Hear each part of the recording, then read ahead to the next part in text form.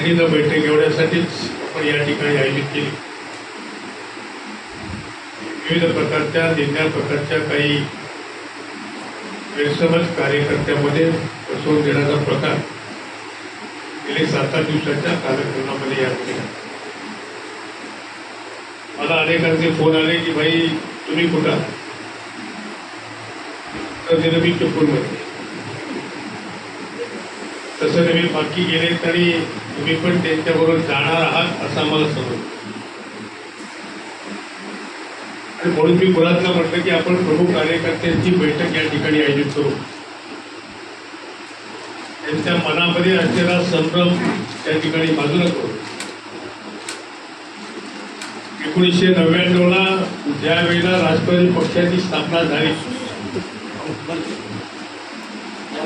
त्यावेळेला विधानसभेच्या निवडणुकीला केवळ 2-3 महिने शिल्लक होते आणि अशा परिस्थितीमध्ये ज्यावेळेला पक्षाची स्थापना झाली त्यावेळेला 3 महिन्यामध्ये हा पक्ष तळागाळामध्ये पोहोचून ते चिन्ह तळागाळामध्ये पोहोचून आलेल्या विधानसभेला फक्त 1700 मतांना आपल्याला त्या ठिकाणी पराभव पत्करावा लागला। त्यामुळे कुठची परिस्थिती निर्माण झाली तर कुठची परिस्थिती निर्माण केल्यानंतर पुढारी बाजूला जातात, पण सामान्य कार्यकर्ता जो आहे तो सामान्य कार्यकर्ता मात्र निश्चितपणे विश्वासानं आपल्याबरोबर थांबलेला आहे।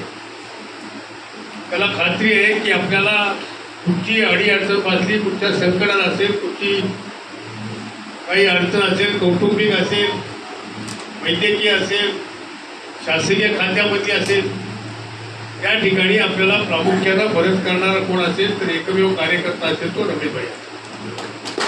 आणि म्हणून या कार्यकर्त्यांच्या जीवावर आपण किती जरी आलेले गेले तरी त्याची पर्वा आपण कधी केली नाही।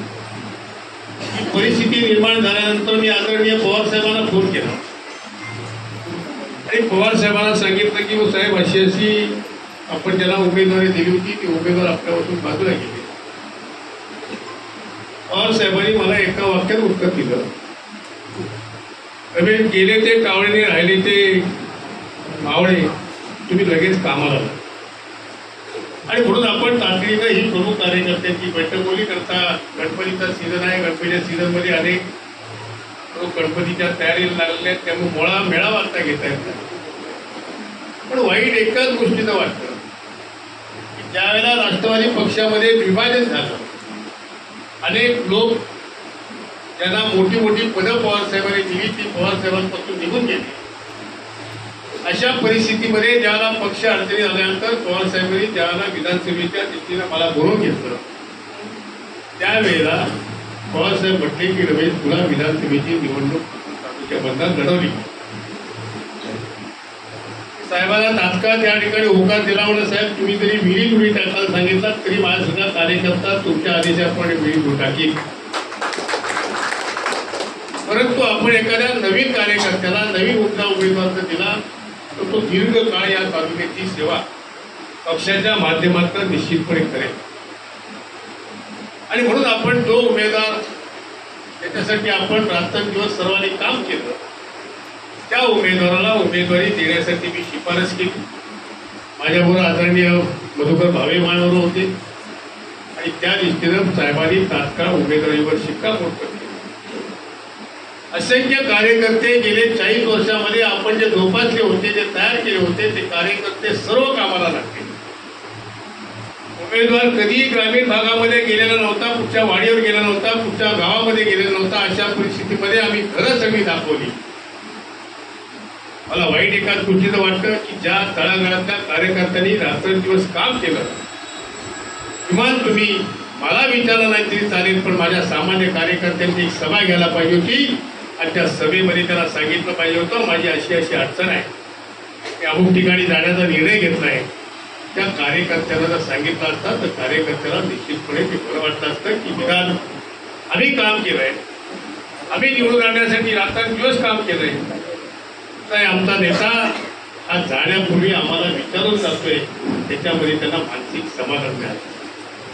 परंतु ते घडलं नाही। वाऱ्यावर सोडून जर सगळ्यांना जात असाल हा एक संघ बांधलेला हा तालुका आहे त्याच्यातला कुठलाही कार्यकर्ता मी वाऱ्यावर सोडणार नाही. त्यामुळे इकडे रमेशभाई गेले, तिकडे रमेशभाई गेले, म्हणजे स्वप्नातही शंका बाळगू नका.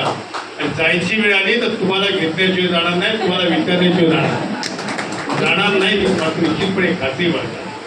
आणि म्हणून आपल्याला पक्ष व्यवस्थितपणे बांधायचं. मगाशी मुरादभाई अनेक नेत्याने सांगितलं आपल्याला, व त्या ठिकाणी आपल्याला उद्या जिल्हा परिषदेतील आकाशी तुम्हाला एक सांगतोय की आता 21च्या सेन्सस प्रमाणे मतदारसंघ होणार आहे. त्यामुळं रत्नागिरी जिल्ह्यामध्ये 2 मतदारसंघ विधानसभेचे वाढणार.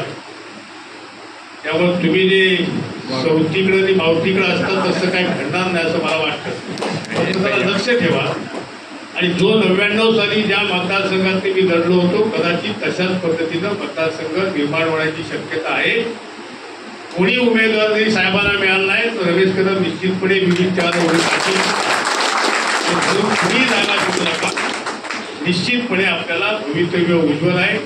आणि आता ज्या पद्धतीनं राहुल गांधींनी संपूर्ण देश पेटवलाय आणि त्याला सर्व इंडिया आघाडीच्या लोकांनी पाठिंबा दिलाय, त्यामुळे चोऱ्या कुठे झाल्यात, कशा झाल्यात हे आता पुराव्याशी जनतेसमोर आले, पुराव्यासमोर त्या ठिकाणी आले.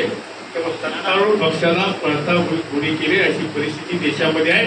आणि हीच परिस्थिती राहिली तर परिवर्तन व्हायला वेळ लागत नाही. 1977 साली ज्याला इंदिरा गांधींचा पाडाफोड, ज्याला जयप्रकाश नारायणांच्या नेतृत्वाखाली या देशामध्ये जनता पक्षाची राजवट आहे आणि इंदिरा गांधींचा सपशेल पराभव झाला होता. पण तेच 1980 साली 77 नंतर 3 वर्षामध्ये पुन्हा इंदिरा गांधी थम्पिंग मेजॉरिटीनं सत्तेवर आल्या. लोकांमध्ये परिवर्तन व्हायला वेळ लागत नाही. लोक अत्यंत सुज्ञ आहेत, जाणते आहेत, कुठे काय करावं त्या दिशेनं. आणि लोकसभेला जसं यश मिळालं तसंच यश या विधानसभेला देखील मिळालं असतं. परंतु झालेल्या मतांची चोरी, मगाशी शिरीष भाऊनी सांगितलं किंवा दुपारपर्यंत सगळी मतं ही आपल्या बाजूला होती. त्या ठिकाणी प्रत्येक मतामध्ये, प्रत्येक पेटीमध्ये आपल्याला लीड होतं. आणि दुपारनंतर सगळं परिवर्तन झालं. उमेदवारांच्या नेता उमेदवार ज्याला त्या ठिकाणी निघून गेला होता त्याला त्यांच्याच नेत्यांनी फोन केला आणि त्यांच्या नेत्यांनी फोन केला, तू जातोस कशाला, तू बस, तू 100% निवडून असते. त्याचा अर्थ काय होतो? पुढाऱ्यांना देखील खात्री होती की त्या ठिकाणी दुपारनंतर या पेटीमध्ये परिवर्तन होणार आहे आणि आपला उमेदवार निवडून येणार आहे. आणि म्हणून त्यावेळेला केवळ चोरीमुळे आपल्या उमेदवार केला. कदाचित लोकसभेला जर आपलं उमेदवार कमी निवडून आले असते तर विधानसभेला मतांची चोरी झाली नसती. लोकसभेला जसं निवडून आलं तसंच विधानसभेला आपले उमेदवार निवडून आले. परंतु बरं झालं त्याला, जर आम्ही निवडून दिलेला उमेदवारांचा उद्या दुसरीकडे जाणार होता तर विजयी उमेदवारांचं स्वागत करण्यापेक्षा आम्हाला डोक्याला हात लावायची वेळ आली असती. आणि म्हणून आपल्याला आता भविष्य काळामध्ये, नजीकच्या काळामध्ये नगरपालिकेच्या निवडणुका येत आहेत, नजीकच्या काळामध्ये पंचायत समितीच्या निवडणुका येत आहेत, नजीकच्या काळामध्ये आपल्याला जिल्हा परिषदेच्या निवडणुका येत आहेत. मी एवढंच सांगेन, काही भाग जो आपला जो ग्वाल्हेर तालुक्यामध्ये आहे त्या ठिकाणी कार्यकर्त्यांनी सतर्क राहावं.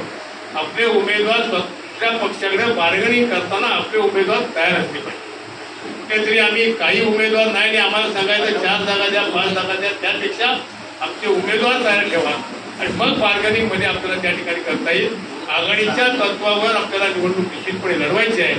जर समजा कोण आघाडी लढवायला तयार नसेल तर स्वपक्षावर देखील लढण्याची आमची नैतिक तयारी आहे. आणि म्हणून आपल्याला आपलं पक्ष आहे, हा पक्ष आपल्याला वाढवला पाहिजे. गणपतीचा सगळा पिरियड आपला आटोपल्यानंतर, जरा पाऊस कमी झाल्यानंतर आम्ही मंडळी तालुक्यामध्ये संपूर्ण आणि मतदारसंघामध्ये दौरा करणार आहोत. देवरूपचा पण दौरा करणार आहोत, चिपळूणचा पण दौरा करणार आहोत. मी प्रत्येक कार्यकर्त्याला त्या दिशेने करणार. तर मला अनेक लोकांनी मला फोन करून सांगितलं, त्यांनी सांगितलं की बा असं आहे, माझं अमुक ठिकाणी कर्ज आहे, कर्ज मला सांगितलं किंवा तुम्हाला आले तर ताबडतोब आम्ही नोटिसा देतो की ते कर्ज आम्ही ताबडतोब बसू म्हणून काही गेले होते अनेक लोकांनी सांगितलं. परंतु शेवटी लोकशाही आहे, लोकशाहीमुळे कुणी कुठं जावं, कुठे बसावं हा त्यांचा अधिकार आहे, त्याच्यात आपण अडवू शकत नाही. आपण फक्त आपलं कसं सांभाळायचं, आपलं कसं वाढवायचं हे बघायचं. आणि म्हणून आपल्याला सर्व जाती धर्माच्या लोकांना बरोबर घेऊन जाणारा पवार साहेबांचा पक्ष आहे. त्या पवार साहेबांच्या पक्षाच्या नेतृत्वावर विश्वास ठेवून आपल्याला त्या ठिकाणी काम करायचं आहे. विशेषतः मी माझ्या अल्पसंख्याक बंधूंना सांगेन की इकडे तिकडे आपले लोक जर कुठे सरकले असते तर त्याला एक संधी एका वर्षात ठेवा. आपल्याला नगरपालिकेच्या दृष्टीने सुद्धा अत्यंत महत्वाची जबाबदारी बजावायची आहे. तर मला अनेक लोक सांगतात की भाई आता हे नगरपालिकेचं जरा बदला.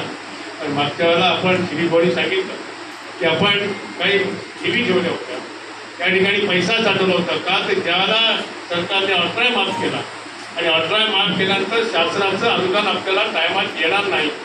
ते जर आलं नाही आणि एखादी जर आपत्ती शहरावर आली आणि खर्च करायचा मिळाला तर त्याला नगरपालिकेने पैसे असणार नाहीत, किंवा जर समजा शासनाकडनं अनुदान टायमात आलं नाही तर त्या ठिकाणी कर्मचाऱ्यांचे पगार होणार नाहीत. पण किमान 2 वर्षाचे पगार म्युनिसिपल फंडात होऊ शकतील अशा पद्धतीचं आपण ठेवी नगरपालिकेमध्ये साठवल्या होत्या.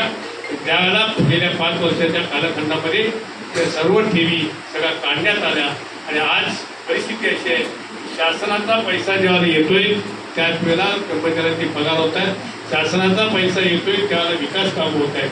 आणि सार्वजनिक बांधकाम खात्याच्या दृष्टीने जर विचार केला तर आज जवळजवळ रत्नागिरी जिल्ह्यामध्ये 900 कोटी इतके कॉन्ट्रॅक्टर लोकांचे पैसे देणं बाकी आहे. कॉन्ट्रॅक्टर आज सणावाराचे त्या ठिकाणी उपोषणासारखे मार्ग स्वीकारत आहेत, इकडे कामाचे भूमिपूजन करताय, परंतु ठेकेदारांना झालेल्या कामाची बिलं मात्र दिली जात नाहीत. अशा पद्धतीनं केवळ पैशाची जी उधळपट्टी झाली त्याचे भोग सामान्य सर्वसामान्य माणसाला भोगायला लागत आहेत. आज एखाद्या कुटुंबामध्ये गणपतीला जर समजा गेल्या 4-5 वर्षापूर्वी आपल्याला जर 4 ते 5 हजारामध्ये होत असेल, आज जवळजवळ 25,000च्या खाली खर्च येत नाही. इतका महागाई वाढलेली आहे.